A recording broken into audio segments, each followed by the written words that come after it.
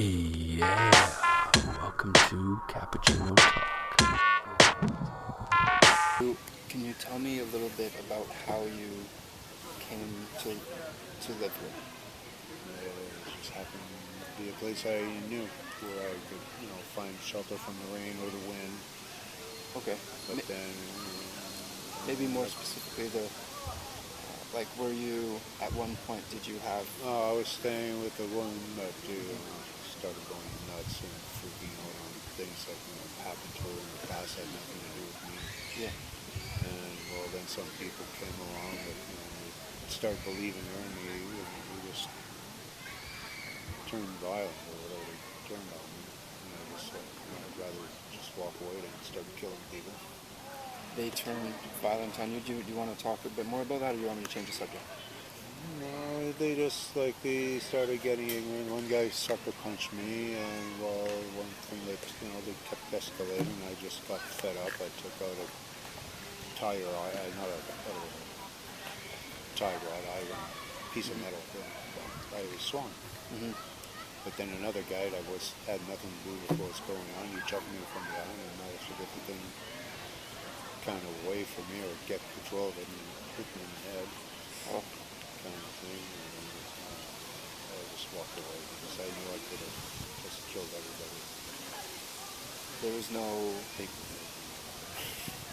Was there The thing any is, anything that I would have done would have jeopardized the woman I was living with, her and losing the place, not getting any more help from any agency whatsoever to get her back off the street if she ended up on the street because of the way she was and not wanting to get the help that she needed for her own issues.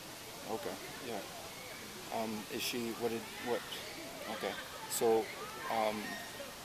how did it happen that you came into a physical altercation with these? Well, it's been going on for like a year ever since I met her. Some people didn't like the fact that I was around her because she told me she wanted to change the way that she was living. Like people, feel living off of her and having her pay for their lifestyle and all that. But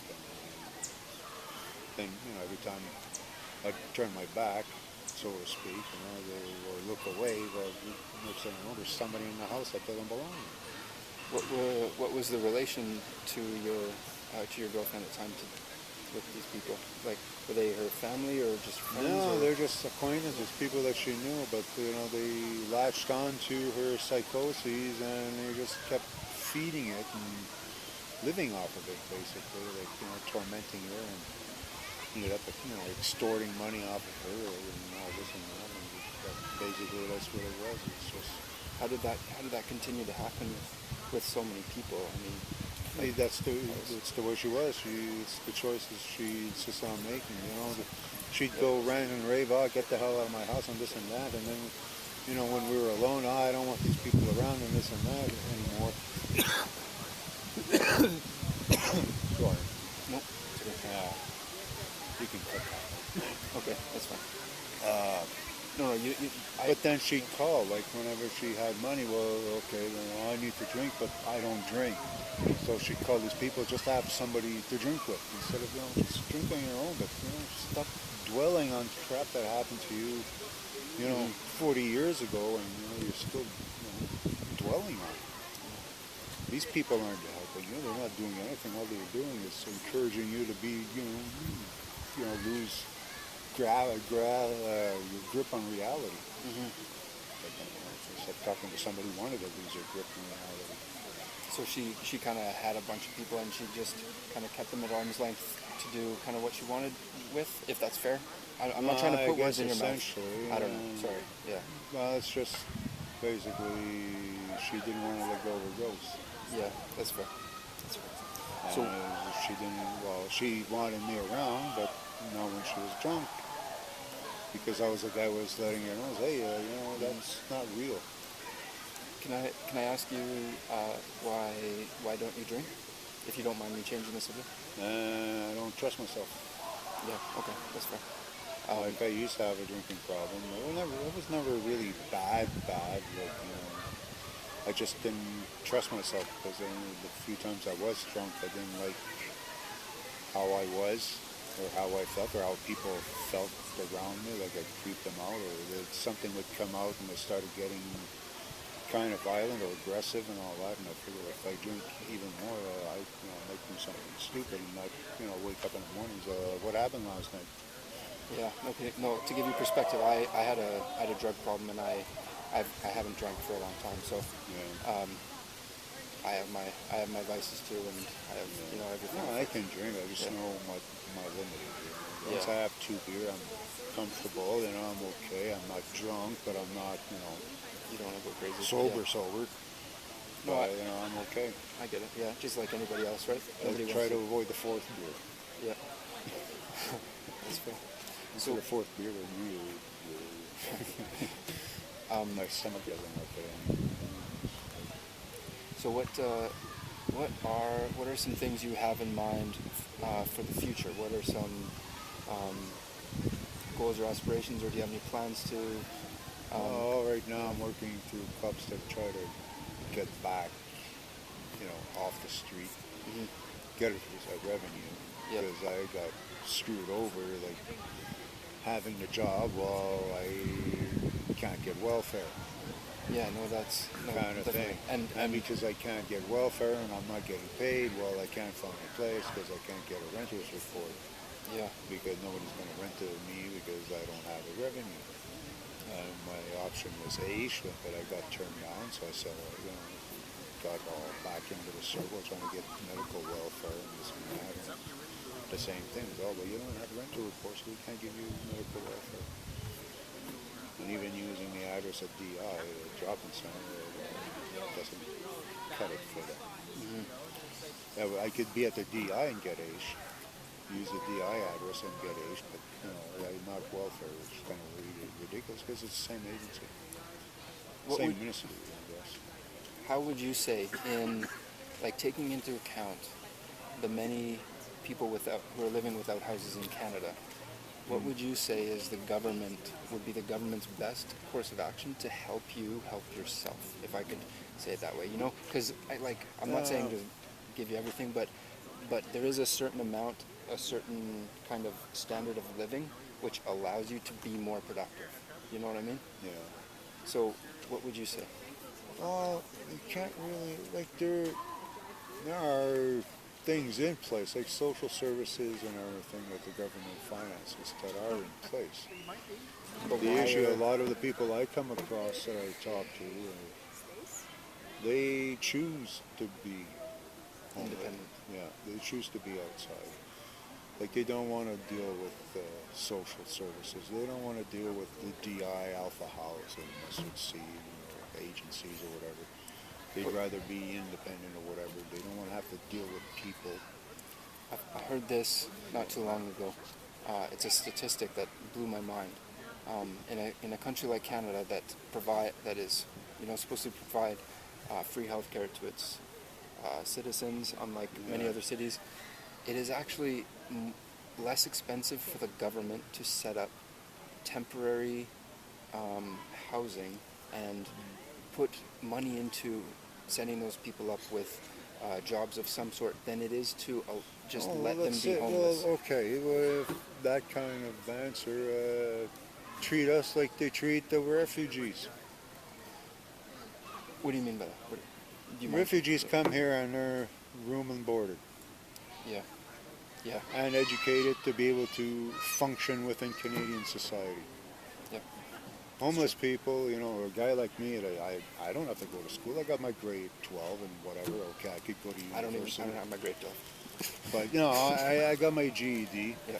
So Yeah. I don't need to be upgraded and all that. I don't have to learn English as a second language or French as a second language because I'm both. We're bilingual. But, I can't get anything in most places I go to. I'm treated like a dog. Yeah. Or, There a is- dog. I mean, No, I know what you're talking hobo dog, whatever. Completely understand. No, I agree. That's And not a good I situation. don't have access to any kind of finances or revenue. But And so that's what I mean. Like outside of what's already in place right now, what would you say, like, best case scenario? Well, If you could just start- dream of anything, what would be the best thing that they Well, could do do like for you? what they were when Quebec started the rental board. Mhm. The Régie du Loyer. I'm not familiar. Well, they were the first province to come up with renters protection. So the landlords could not discriminate against people because they were poor or low income or because they were welfare. They could not refuse somebody because they were welfare. They couldn't refuse people because they didn't, the landlord didn't appreciate or approve of the ethnicity. Yep. Like they couldn't deny people because they were black or Chinese or white if they were Chinese landlords. They couldn't they couldn't refuse white people just for being white. They need to, yeah, of course. I understand. Kind of thing. That's they That's a good- couldn't. That is good, because now to get a... Here I come to Yeah. Alberta, and the guys can do whatever they want. Yeah, it's true. You need... There's no rental board here, and that's like it should be a federal thing, not provincial. That each province dictates. Okay, how are we going to set things up? Like there should be federal standards that apply across the country, and they're not. Like there are things I know that Health Canada would not approve of in Alberta, but nobody's doing anything about it. Like housing situation, like the secondary suites. In Quebec, a lot of the places, you could go to jail. A landlord could go to jail for renting the places that they rent. Like that house there that burned, the 5 people died in the basement. Oh, yeah. Here, what does he get? A fine. Yeah. In Quebec, the guy would be in jail for murder, 'Cause they have- manslaughter, or whatever. Yeah, because they have much tighter rules. Why do you think that is? Why do you think, is it people expressing that desire to have that brought that about? Or was it, what do you think Well, years inspired of that? people being in, I can't remember, I don't know what the word is in English, in French, insalubre, unhealthy living conditions Oh, yeah. kind of Oh, thing, I It's see. closed in, like a low ceiling basement. It affects people's psychology or psyche anyways. And no windows, no sunlight coming in, this and that. It was, a lot of people were getting depressed, and it was determined it was because of how they were living. They're better to be outside homeless than to live in a little jail cell Yeah. No, that's... kind of That thing. is But fair. it was also greed. Like people were living in houses that were crumbling or dilapidating while they were living in it. Like these houses that could have collapsed on people. The government, people decided to get the government to work on this. But it was also individuals. Like I think René Lévesque walking around and seeing some of the living conditions that people were in, like talking with people and going door to door, canvassing and all that. And he says, what the hell? People are living in this. So housing regulations is a very good one. What else do you think are, as far as, what I'm kind of getting at is income subsidy. A lot of countries like Norway, Sweden, socialist countries have a minimum wage that their citizens receive just for being citizens. And I'm talking like $1,000 or $1,200 a month. Well, people were talking about that. Going back years, people were talking about that. It was like just a national welfare kind of thing. People would have money, but then again, it would encourage people to not strive to do better. That's a very good statement. Now, what that brings me into is a debate that I have in my mind many times. When I was in school, I did a paper on the Machiavellian philosophy of humans and the Sun Tzu philosophy, and I'll explain it. Machiavellian is, if you give people exactly what they need, then they won't do anything because humans are lazy. They won't innately. try harder. Yeah. And another school of thought is by giving them what they need, they'll be healthy, and humans are innately good people or productive people, or it's a more positive spin. okay. Do you know what I mean? Those are the two kind of schools of thought. I'm not saying anything because there's examples of both. But my experience, like in Quebec, welfare was easy. yeah. And I notice a lot of people, they just, they got their welfare and, well, okay, I got enough to pay rent and pay the groceries, feed the kids. I don't have to pay for school. Don't have to pay for school uniform because, it's all public schooling and all that. Don't have to pay for Medicare or health, whatever. So, well, I'm good. And then, they say rent control. Well, okay, I don't have to worry about my rent being twice what I'm paying now next year, kind of thing. It's not going to go up $100. And how about that? Some people they did get lazy. Then children, they grow up and they stay on that. Some people are the exception, but most people that I came across, that's how they were, and they figure, I get $400 a month. How about yourself? How about, let's say, if somebody gave you $5,000 a month and was like, you can do whatever you want. All you need to do is make sure that you have a place a home, like your own place. You need clothes and you need food. As long as you have those things, do whatever you want with $5,000. Now the question is not what would you do. It's after 5 years of having $5,000 per month, what kind of place would you be in? When don't you think you'd get bored with my lifestyle? I probably have enough money saved up to buy a ranch or buy a farm. And then, like, I do drink, but I don't have the lifestyle. That's the kind of people I was talking about. Is that, they had their basic needs covered, and then, well, okay, where's the party? yeah. And so, do you think that goes away though? Do you think that is somewhat of a phase because they're excited about getting their money? And that's why I ask after 5 years. Do you think after 5 years they'll still have that same mentality of, okay, I got paid, let's go party? Or do you think that would get old after a while and they would want to learn new things or get into new things? Some people probably would. They find it, God, like me, that was my mentality. Well, okay, is this what I'm going to do for the next whatever years? Like when I first hurt my back, I had to go on that. It took me 10 years to be able to get back to work, but it didn't take me long to get bored. Like my rent's paid and all that, and I don't have money to do much else. I'm going out and this and that. But my view on people, $5,000 a month is more than I was earning at the post office. Gross. Exactly, and I say that much because it is above average, of course. You know what I mean? And so the real question is, when you give people the above average, an above average lifestyle, then they're used to living right now. Because I do believe maybe in 50 years, just as it has been, our standard of living will increase to the point where we're living like the extreme rich do right now. And so does that make us less productive? Because that's not been the case in the last 100 years. With better lifestyle, we've become more productive. Do you know what I mean? Well, it's hard to say that people are more productive when the jobs that made us feel productive are gone. Like what? Like